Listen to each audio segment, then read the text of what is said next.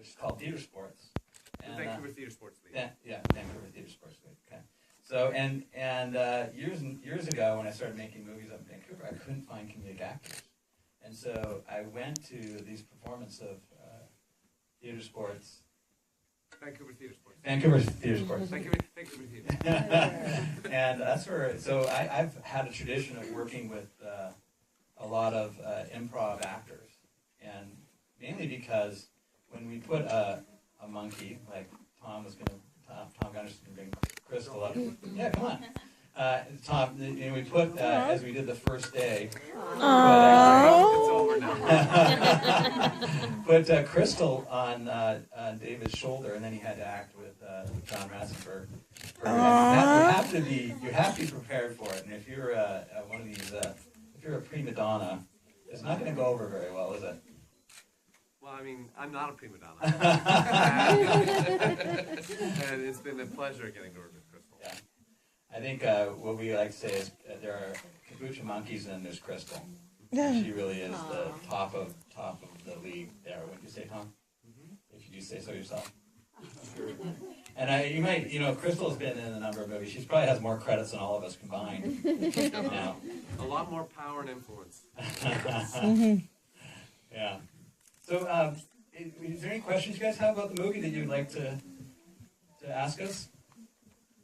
Where'd you get the idea from for making it a wrestling movie? You know, in our company, we have a meeting every week, and we go, "What's our next stupid idea?" And what we mean by that is not the idiotic idea. What we're looking for is something that is fresh and new and nobody's ever thought about. We're not looking to copy anything else out there. And because we made a lot of movies with animals, so we got to find the next stupid idea. And we were playing with the word wrestle. I wanted to do a wrestling movie, and it was Russell, and it just became like that. And it just percolated for a while. So that's where they all come from, is that sort of a niche idea. And then the second thing that I'm always looking for, because I can't write unless I know why I'm making a movie. So it has to be about something other than comedy. I know comedy is going to be there. So we had this, I was with Anna McRoberts, my producing partner, writing partner, and I was like, what is family about? And family is about connections. And then we started thinking about wrestling, and that's where the strongest tag team of family came from. So those are the two things we have to have. We have to have a reason why we're writing it, and we have to have something that we think is a hook, something nobody else has seen before we can really make a movie. What made you use a Jack Russell instead of a Golden Retriever? Well, I love all dogs, but no, I think ultimately the reason we used Jack Russell was because of the play on the word wrestling. Mm-hmm. Yeah. I have a question. The dog, Russell, and Crystal, do they live in the same place? Did you have to introduce them and have them work together? What was that dynamic like? They don't live in the same place, Okay, different so- trainers. Mm-hmm. And Tom does an amazing job of having Crystal sort of act with just about anybody. But, they are animals, and Tom has to make sure that they are well introduced and work well together. And they do. I mean, Crystal's the easy one, always, right? Okay. Humbly speaking, yes. Crystal acted circles around everybody, I think, in this movie. Yeah, Crystal was hard to steal the show when there's a monkey on your shoulder. No one's looking at me, I'll tell you that much. What I like to do, set the bar low and then just... But you can see, like, it has to be something that you, as parents or and kids as well, go, okay, I'm okay with this, a dog being in a wrestling room with a large man. So what I like about this movie is it actually works, and I don't know when I go in. I'm just like, okay, let's see if we can figure this out. But that's really a testimonial to the actors. And I really think the ending, the message behind it, the ending, and how John is defeated is by the intellect of the boy and working with the monkey and the dog. So the wrestler's outsmarted by the dog and the monkey. Absolutely. Which is pretty realistic. Sorry, buddy. Relatively true to life. But and that I think pulling that off is really for me was the most important thing. If I can add something, what I thought was the most enjoyable part was watching all of these guys, the actors, and even the first AD got into improv with lip syncing and dancing and wrestling moves in between takes to keep the entire crew, the rest of the cast, and all the extra actors that were involved entertained and keep their energy level up. That was pretty fun to watch. I like doing the improv stuff with Crystal. Like, she does the behavior where she hits your head. I've never seen that before.